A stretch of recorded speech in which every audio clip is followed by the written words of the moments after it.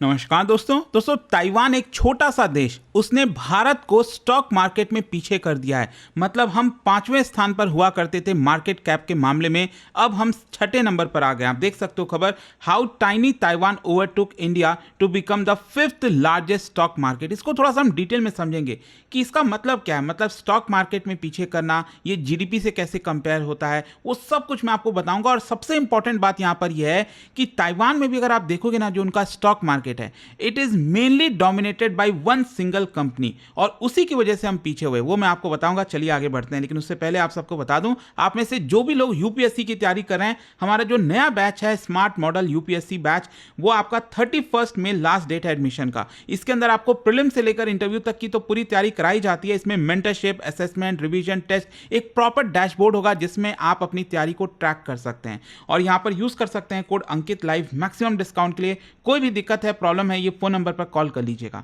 चलिए शुरुआत करते हैं। सबसे पहले यहां पर समझते हैं हुआ क्या।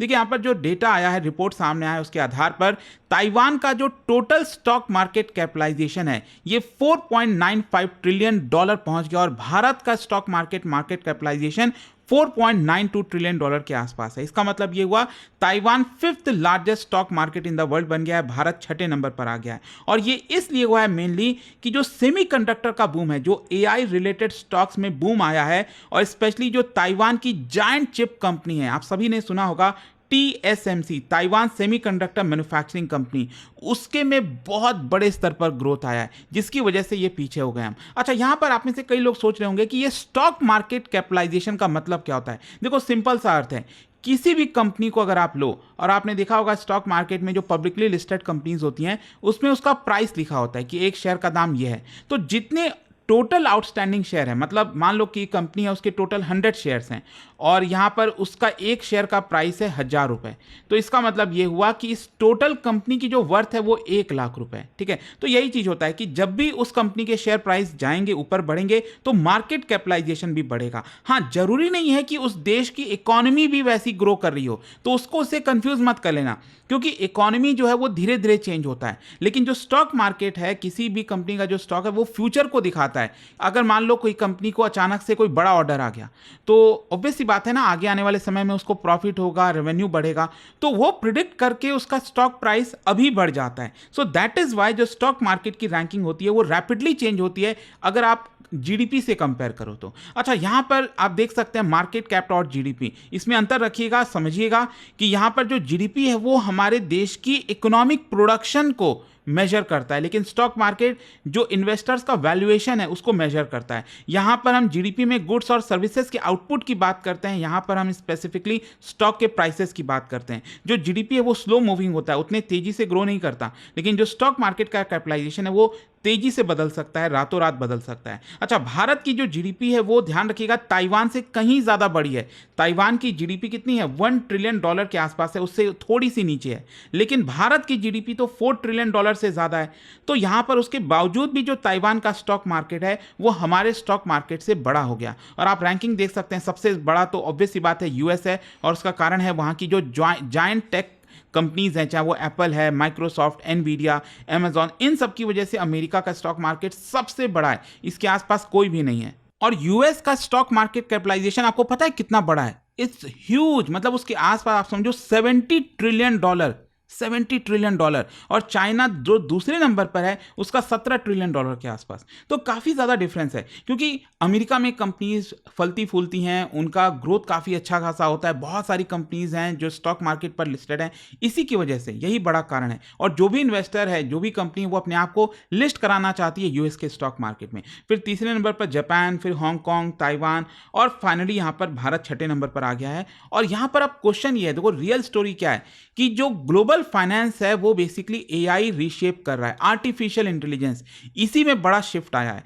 जो वर्ल्ड है इस समय, दुनिया करेंटली आप देखोगे तो एआई इन्वेस्टमेंट बूम को एक्सपीरियंस कर रही है। जैसे हमने 1990s में इंटरनेट बूम देखा था, फिर उसके पहले जो इंडस्ट्रियल रेवोल्यूशन आया था मैन्युफैक्चरिंग को लेकर, उसी प्रकार से एआई में भी आपने देखा होगा मैसिव कंप्यूटिंग पावर चाहिए, एडवांस सेमीकंडक्टर चाहिए, स्पेशलाइज्ड ग्राफिक प्रोसेसिंग यूनिट चाहिए, डेटा सेंटर चाहिए, क्लाउड इंफ्रास्ट्रक्चर चाहिए, और जो मोस्ट एडवांस चिप्स है ना दुनिया भर में, वो वो कौन बनाता है? वो बेसिकली टीएसएमसी बनाता है। अब टीएसएमसी इतना पावरफुल क्यों गया है? क्योंकि ये कोई ऑर्डिनरी कंपनी नहीं है, ये वर्ल्ड की लार्जेस्ट सेमीकंडक्टर फाउंड्री है। मतलब देखो क्या होता है, ये बेसिकली एनवीडिया के लिए, एप्पल के लिए, एएमडी, कॉलकॉम, ये जितनी भी बड़ी कंपनीज है ना दुनिया में, उन सभी के लिए चिप कौन बनाता है? टीएसएमसी बनाता है। तो टीएसएमसी इसमें खास बात यह है कि ये जो सबसे छोटे वाले चिप्स होते हैं ना, 3 नैनोमीटर के चिप्स, आप सोच के देखो, 3 नैनोमीटर के chips, advanced AI processing, smartphone chips, ये सब कुछ टीएसएमसी बनाता है। तो मतलब टीएसएमसी के बिना एआई सर्वर एकदम रुक जाएगा, क्लाउड सिस्टम फेल हो जाएगा, स्मार्टफोन आपका एफिशिएंटली काम नहीं करेगा,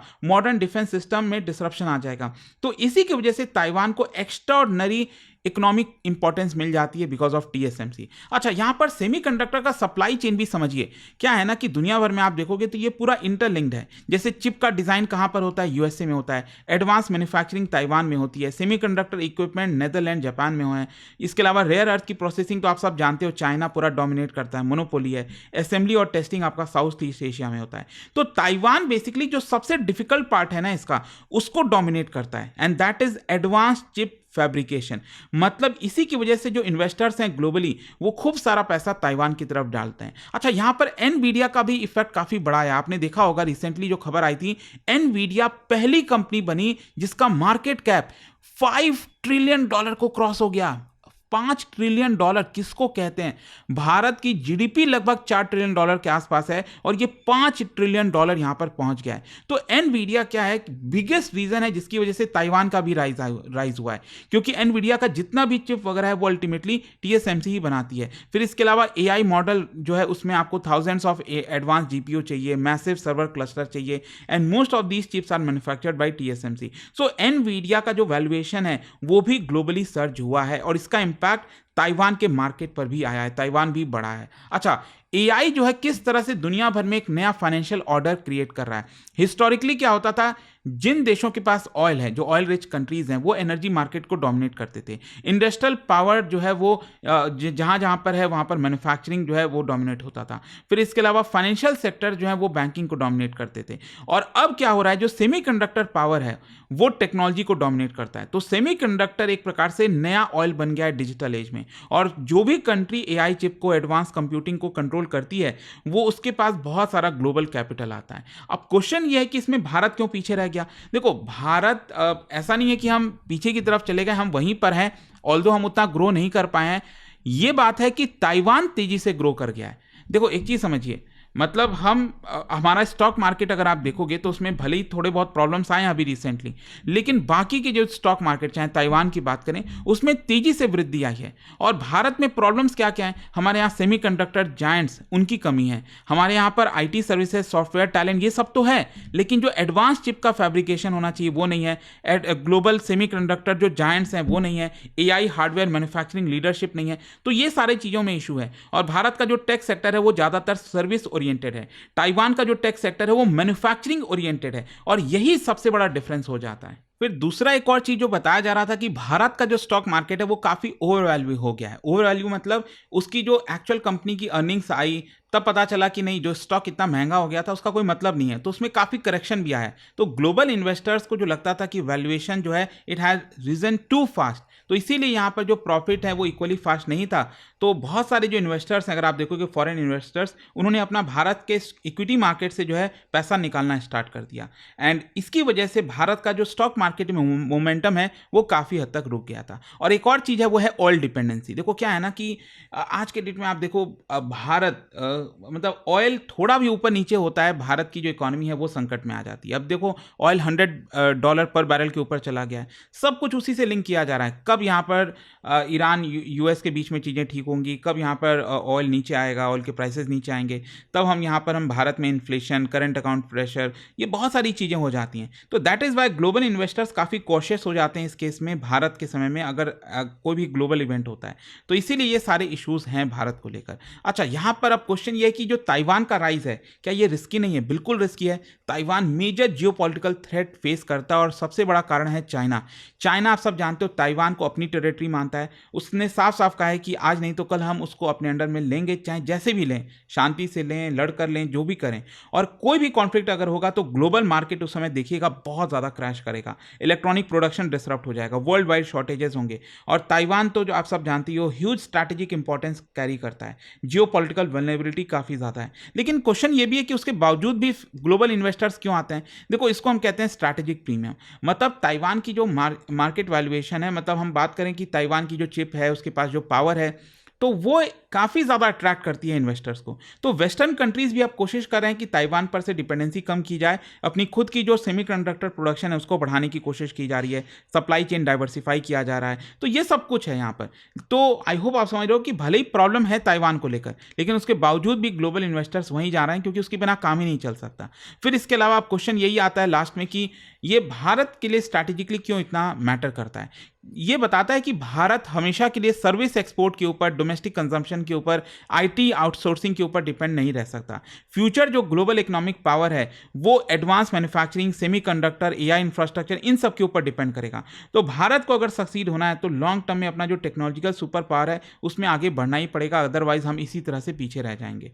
तो आई होप आपको समझ में आ गया होगा कि एग्जैक्टली ताइवान जो ओवरटेक किया भारत को स्टॉक मार्केट में, ये क्यों मायने रखता है। और जाने से पहले एक इंटरेस्टिंग क्वेश्चन आप सभी के लिए, ताइवान को लेकर ही 2 स्टेटमेंट यहां पर दिया, आपको बताना है कौन सा करेक्ट है और उसका जो राइट आंसर आप सब जानते हैं। मेरे इंस्टाग्राम पर तो मिलेगा ही, वहां पर अगर आप नहीं हो कोई बात नहीं, टेलीग्राम से ले सकते हैं इसका सही उत्तर। और दोस्तों, जैसा मैंने आपको बताया, अगर आप यूपीएससी की तैयारी कर रहे हैं, कोई भी बैच चाहते हैं, ये फोन नंबर दिया है, इस पर कॉल करिए, मेरी टीम आपको अच्छे से गाइड कर देगी। एंड यूज करिए कोड अंकित लाइव मैक्सिमम डिस्काउंट के लिए। स्टडी IQ IAS, आपका सिलेक्शन हमारा मिशन।